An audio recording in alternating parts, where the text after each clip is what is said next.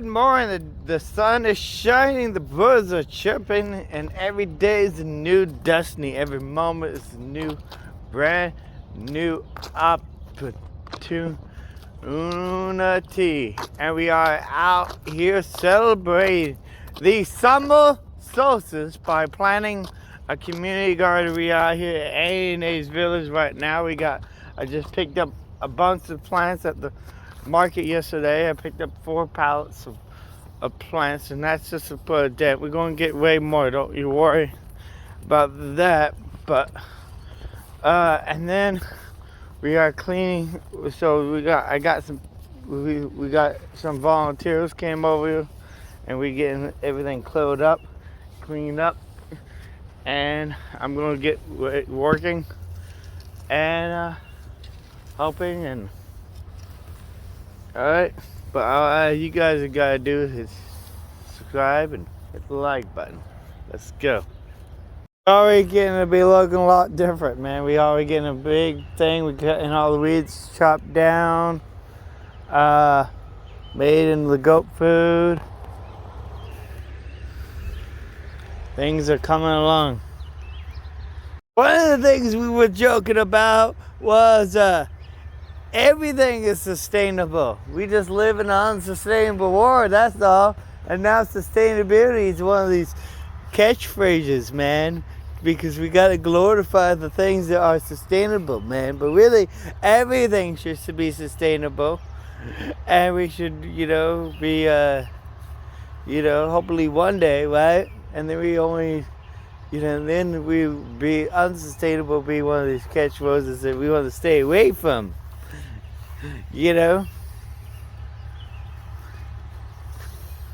So that's my hope. One day, unsustainability be used more than sustainable, because everything will be more sustainable.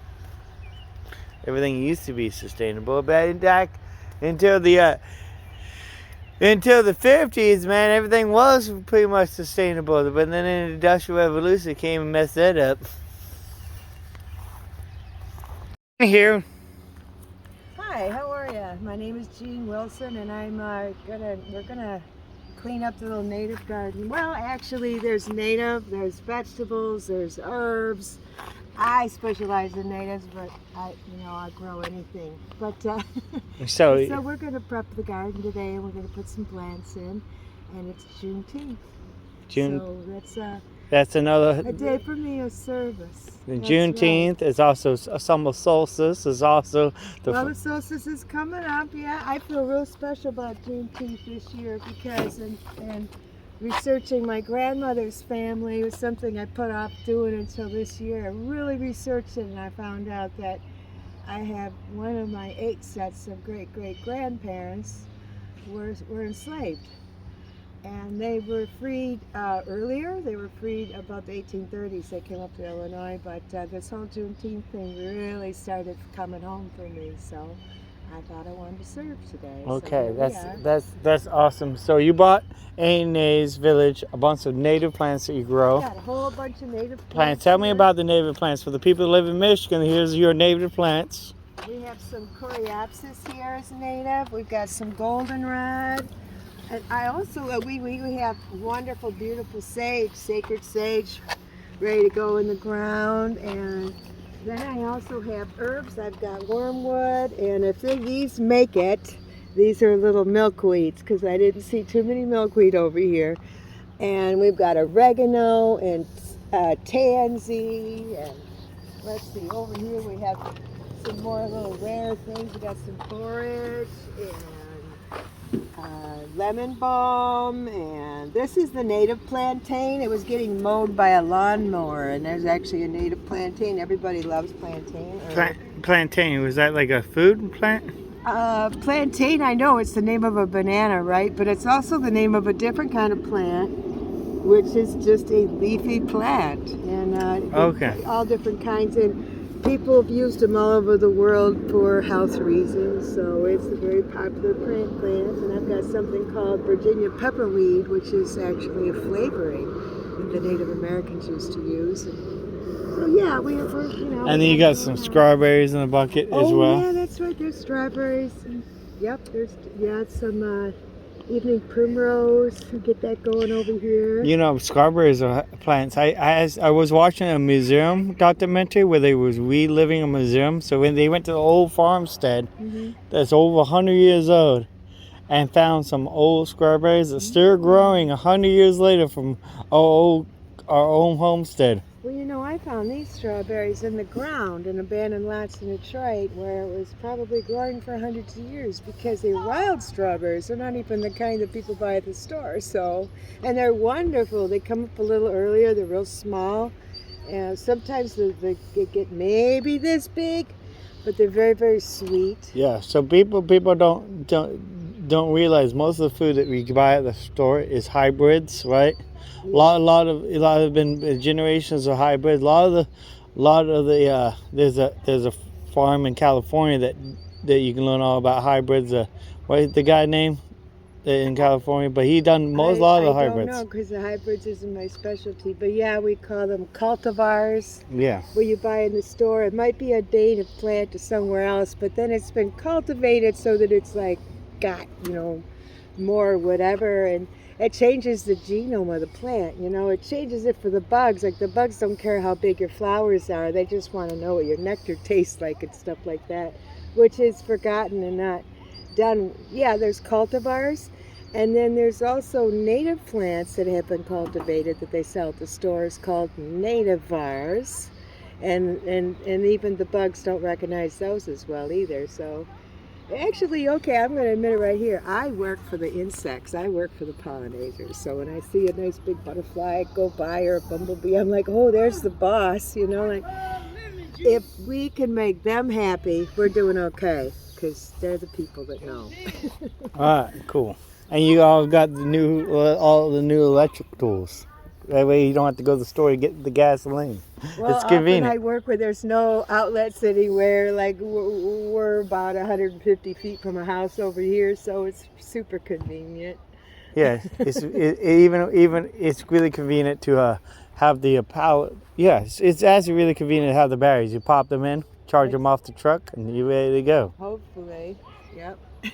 All right, so we all out here pulling weeds. We got the kids. We got Michelle. I'm out here with my gloves pulling weeds. All right, we're just pulling them. Ow. All right, let's keep it going. You really don't want to go that deep or it's going to get on your arm. Yeah. Bad it happened to have a lot of really good native plants that are still really helpful. Yeah, I found a few gems in here. So what I'm doing is I'm just pulling out the invasive. Plants. Like this is a European plant. But this one is onion. This one is Yeah, staying. we've got an onion in here, and that's food. So we're going to keep the food. It's not a native plant or anything because like I said, this is a combination garden. I'd say it's more of a food forest going on here, or a food field. Yeah, so we got some volunteers. I'm just going to leave the pollinators, and I'm going to pull out some of the other stuff like the weeds. This is actually a native grass, so I'm going to leave that. Yeah, see, that's all I'm doing. See, this is dandelion. We got dandelions. Everybody's got dandelions. So, but what we do with the dandelion is we're going to save the root and dry it out and make tea with that. And then cut off the leaves and dry them out and have that for tea. Because, you know, the reason this plant was brought over here was for the medicine and vegetable. So it's actually a good plant to make tea out of. That's right. It's a wonderful tea, and it'll keep your liver clean and everything for your cell. It'll just make you feel great all summer, basically. Now it's time to plant. Everybody's planting their plants. All the kids will have their own plants that they're planting. We got Auntie Na helping show the kids how to plant plants. And everything else. Say hi, Auntie Na. She's busy showing the kids how to plant. 3. Oh, hello everyone. Well, on this Juneteenth, those of us here at the village chose to come together and do it in a real harvesting unity sense. We decided to plant seeds that will be bountiful to bring forth a beautiful harvest to feed those later once it's complete. So today at the village on Juneteenth, we're finding other means of celebrating this by applying our hands to our own land, bringing forth a bountiful harvest, while developing unity in our very own community. We have a barbecue going out here in this village. Even we got the chicken legs on the barbecue. We got some other food made up. You know, we got lemonade. We got it all. But we don't got you. That's the problem. Well, yeah. We even have a pool for the kids to play in. Look at that. All right. Thanks for coming. Every day is a new destiny. Every day is a new moment. Every day we have a sun up and a sunset.